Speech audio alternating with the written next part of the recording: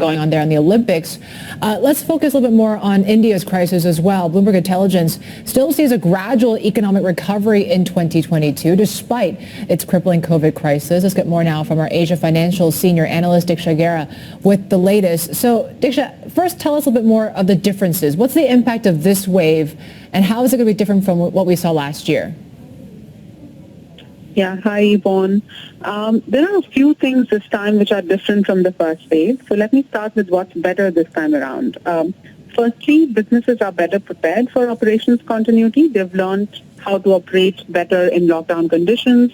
Work from home procedures are in place. That's better than last year. They have streamlined operations, cut expenses, and in some cases they've raised capital. And secondly, on the equity prices side, this may be treated like a more known unknown as opposed to the complete uncertainty which we had entering last year into the COVID wave. But I think this time around, we expect the demand slump to be a bigger risk than the supply side disruption and potentially a deeper impact than the last time because the wave, this particular wave is more widespread than last year and it's impacting smaller towns and rural areas. That consumption hits tend to be undermined because a lot of us see more anecdotal evidence from metros and urban cities. So I think the consumption hit could be deeper from the rural India.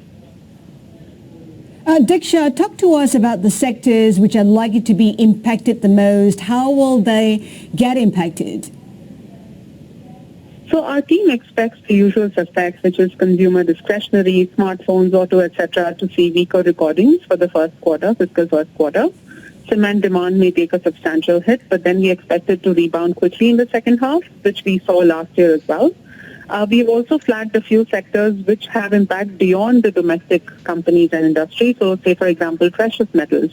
I think that market will face more pressure because of India's heavier demand share, over 19%, and consumers might delay jewelry spending, weaker sentiment, lockdowns and rupee weakness will be on that.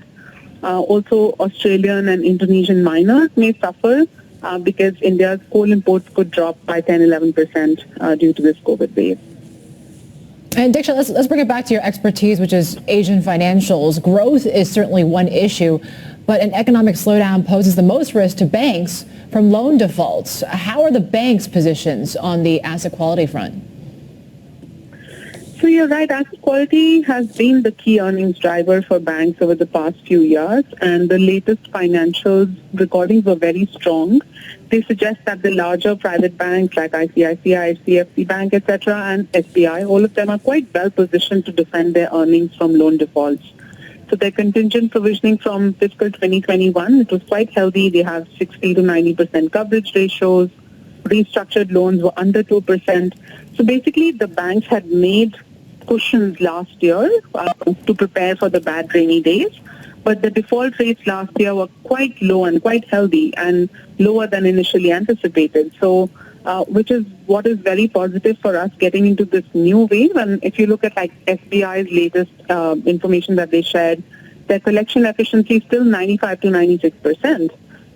Retail section, which was the most worrisome for the street, like we expected retail cycle in India to happen because of this COVID surge. And if you look at the ICICI Access retail slippages, they're still very low, only 3 to 4%. So I think barring the tail risk of corporate defaults, the banks seem quite well positioned for now. And Diksha, thank you so much for that. Diksha Gera, Bloomberg Intelligence in Singapore. Still to come.